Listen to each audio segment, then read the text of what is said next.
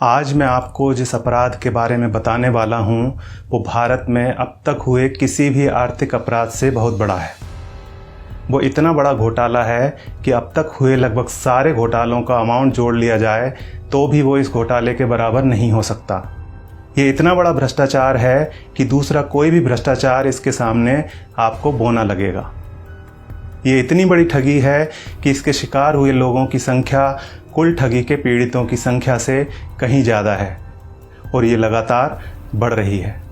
इसके बावजूद सबसे बड़ी बात यह है कि ये सबसे बड़ा आर्थिक अपराध भारतीय कानून के हिसाब से अपराध है ही नहीं, और जब वो कानूनन अपराध है ही नहीं तो उसके लिए सज़ा का प्रावधान तो हो ही नहीं सकता। आज मैं नैतिक आधार पर जिस अपराध की बात कर रहा हूँ उसका शिकार हर कोई है। मैं भी उसका शिकार हुआ हूँ और आप भी कभी ना कभी उसका शिकार जरूर हुए होंगे। और अभी तक जो लोग इससे बचे हुए हैं बहुत भाग्यशाली हैं, लेकिन भविष्य में भी ऐसा ही हो नहीं कहा जा सकता। हमारे चैनल पर लगभग 150 वीडियोज़ हैं, लेकिन आज से पहले किसी भी वीडियो में हमने ऐसा कभी नहीं कहा कि आप इस वीडियो को पूरा देखिएगा। परंतु आज आपको ये वीडियो पूरा देखना है और शेयर भी करना है। इसके साथ ही कमेंट में अपने अनुभव भी साझा करना है। जब हम खुले बाज़ार से कोई चीज़ खरीदते हैं तो मोल भाव करते हैं। यहाँ तक कि जब हम 50 रुपए की सब्ज़ी खरीदते हैं तो सब्ज़ी वाले से बोलते हैं भैया 40 रुपए लगा लो। जब हम किसी शॉपिंग मॉल से खरीदी करते हैं तो वहाँ पर भी एक फिक्स डिस्काउंट होता है। लेकिन क्या कभी आपने हॉस्पिटल में भर्ती अपने किसी मरीज के लिए दवाइयाँ खरीदते समय बोला है कि भैया कीमत ठीक ठीक लगा लो? नहीं, ऐसा हम में से कभी भी किसी ने नहीं बोला होगा। यहाँ हम यह नहीं कह सकते कि 100 रुपये की दवा है तो 40 ले लो, लेकिन हमें ऐसा कहना चाहिए, ज़रूर कहना चाहिए। आपको मेरी ये बात अजीब लग रही होगी, पर मैं बड़ी गंभीरता से आपसे कह रहा हूँ कि आपको ऐसा ही करना चाहिए। और मैं ऐसा क्यों कह रहा हूँ आपको आगे बताऊँगा पूरे प्रमाण के साथ।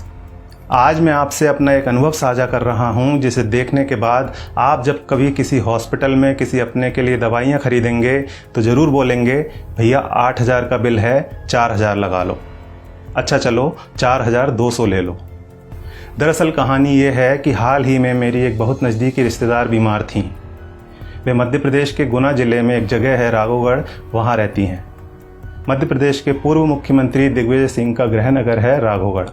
महामारी के चलते उन्हें बाहर ले जाना खतरनाक हो सकता था, इसलिए पिछले 3 महीनों से उनका इलाज गुना में ही चल रहा था, लेकिन आराम नहीं हुआ। उनको पेट से संबंधित कुछ समस्या बताई गई थी। जून में जब लॉकडाउन खुला और हालात थोड़े ठीक हुए तो हमने उन्हें भोपाल, जहां मैं रहता हूं, वहां दिखाने का फैसला किया। यहाँ एक हॉस्पिटल है गैस्ट्रो केयर, जिसके ऑनर हैं डॉक्टर संजय कुमार। 12 जून के दिन मैंने उनके हॉस्पिटल में अपॉइंटमेंट के लिए कॉल किया तो 6 दिन बाद यानी 18 जून का अपॉइंटमेंट हमें मिला। इस दिन जब हम लोग उन्हें लेकर हॉस्पिटल पहुंचे तो वहां पहला नंबर ही चल रहा था और हमें 8 नंबर मिला था। लेकिन माताजी की उम्र और हालत देखते हुए हमारे आग्रह किए बिना ही डॉक्टर साहब ने पहले पेशेंट को देखने के बाद ही दूसरे केबिन में बुलाकर उन्हें देखा, ज़रूरी जाँच लिखी और उन्हें एडमिट करने के लिए बोल दिया। कुल मिलाकर उनका इलाज शुरू हो गया। अगर आपका कोई अपना कभी हॉस्पिटल में एडमिट हुआ है तो आपको ज़रूर पता होगा कि हॉस्पिटल का पहला दिन कितना भारी होता है। एक तो हमारा अपना कोई पीड़ा में होता है इसलिए, और दूसरा यह है कि इस दिन पैसा पानी की तरह बहाना पड़ता है। हम सब जानते हैं कि पैसा कमाना कितना मुश्किल है। जब हम कोई काम धंधा करते हैं या जॉब करते हैं तो कितना मुश्किल होता है पैसा हाथ में आना, लेकिन हॉस्पिटल में वही मुश्किल से कमाया हुआ पैसा हाथ से बालू की तरह निकल जाता है। फिर भी हम सभी अस्पताल में जितना पैसा मांगा जाता है खर्च करते हैं। अगर किसी के पास पैसा नहीं होता तो वो उधार लेता है, लेकिन इलाज तो करवाता ही है। अस्पताल में पहले दिन ही सबसे ज़्यादा टेस्ट होते हैं, कुछ सर्जिकल आइटम्स भी खरीदे जाते हैं। इसी दिन सबसे ज़्यादा दवाइयाँ लिखी जाती हैं। हॉस्पिटल में कुछ पैसा एडवांस के तौर पर भी जमा किया जाता है। हमने भी वही सब किया, हमें भी दवाइयाँ लाने के लिए कहा गया। आजकल हर हॉस्पिटल का अपना मेडिकल स्टोर होता है, सो यहाँ भी था। हमने दवा ली और हमारा जो पहला बिल बना वह था 8,369 रुपये का। हमने अपनी जेब से इतने रुपए निकाले और देना चाहा तो पता चला कि हमें तो सिर्फ 4,620 रुपये ही देना है। क्या आपके साथ ऐसा कभी हुआ है कि आपने 8,300 रुपये की दवाइयाँ खरीदी हों और किसी अस्पताल ने आपको 4,600 रुपये ही लिए हों? शायद नहीं। हमारे साथ भी पहले ऐसा कभी नहीं हुआ था।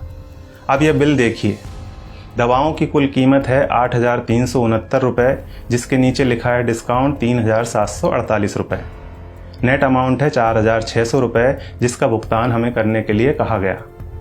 ऐसे हमारे पास और भी कई बिल हैं। हमने 5 दिन एडमिट रहने के दौरान वहाँ से कई बार दवाइयाँ खरीदी और हर बिल पर हमें छूट मिली। सबसे बड़ी बात यह थी कि ये डिस्काउंट हमें मांगने पर नहीं मिला था, यह बिना मांगे हमारे बिना आग्रह किए पूरे सम्मान के साथ हमें दिया गया था, क्योंकि ये डिस्काउंट वहाँ उनके बिलिंग सॉफ्टवेयर में ही फीड कर दिया गया है। और आप यह जानकर हैरान होंगे कि डिस्काउंट का प्रतिशत 2, 4 या 10% नहीं है, यह बहुत ज़्यादा है। कुछ सर्जिकल और इंजेक्टेबल में डिस्काउंट 91% यानी 91% तक हैं, और जितने भी पेशेंट वहाँ एडमिट हैं सबको इसका लाभ मिल रहा है। अब आपके मन में सवाल उठ रहा होगा कि ऐसा क्यों? हम भी यही सोच रहे थे कि आखिर ऐसा क्यों। तो हमने डॉक्टर साहब से सीधे पूछ लिया, क्योंकि इसका जवाब तो वही दे सकते थे। फिर उन्होंने हमें बताया कि क्यों उनके अस्पताल में इतना डिस्काउंट दिया जाता है। उन्होंने हमें समझाया कि MRP का खेल क्या होता है। एक उदाहरण के तौर पर उन्होंने बताया कि एक इंजेक्शन 270 रुपये का आता है और उस पर MRP आती है 1,000 रुपये। उन्होंने कहा कि मेरा मन नहीं माना कि मैं 270 रुपये का वह इंजेक्शन अपने पेशेंट को 1,000 रुपये में बेच दूँ। मैं डॉक्टर हूँ, मुझे अपनी फ़ीस और मेरे हॉस्पिटल की दूसरी सेवाओं का चार्ज मरीज से लेना है। 270 रुपये का इंजेक्शन 1,000 में नहीं बेचना। ये बात तो हुई डॉक्टर संजय कुमार के नैतिक मूल्यों की। अब यहाँ सवाल ये है कि दूसरे ज़्यादातर अस्पतालों के मालिकों ने क्या अपना ज़मीर बेच दिया है? बेबी गैस्ट्रो केयर अस्पताल के डॉक्टर संजय कुमार की तरह ये क्यों नहीं कहते कि हमें भी अपनी सर्विसेज का पैसा ही मरीज से लेना है? वे क्यों नहीं कहते कि 270 रुपये का इंजेक्शन 1,000 में हम नहीं बेचेंगे? दूसरा सवाल ये है कि आखिर दवा कंपनियों द्वारा इतनी MRP लिखी ही क्यों जा रही है? इनको किसने अधिकार दिया है दवाओं पर इतनी ज़्यादा MRP लिखने का? और आखिर में सबसे बड़ा सवाल यह है कि हमारी सरकार, हमारा स्वास्थ्य विभाग, हमारे प्रधानमंत्री और स्वास्थ्य मंत्री क्या कर रहे हैं? वे इस बात का संज्ञान क्यों नहीं लेते? क्या दवा कंपनियों द्वारा लिखी जा रही MRP पर अंकुश लगाना नोटबंदी या धारा 370 हटाने से ज़्यादा कठिन काम है? क्या इसे व्यवहार में लाना GST लागू करने से ज़्यादा मुश्किल है? अगर नहीं तो फिर क्यों दवा कंपनियों को इतनी छूट दे रखी है? उन्हें इस बात को संज्ञान में लेना ही चाहिए और जल्दी से जल्दी MRP पर अंकुश लगाना चाहिए। जब तक ऐसा नहीं होता है तब तक आपको और हमें अपनी आवाज़ उठानी ही पड़ेगी, और ये इतना मुश्किल भी नहीं है। हम सबको बस इतना करना है कि अगर 270 रुपये का इंजेक्शन हमें 1,000 रुपये में दिया जा रहा है तो हमें कहना है भैया 300 लगा लो, चलो भैया 400 ले लेना।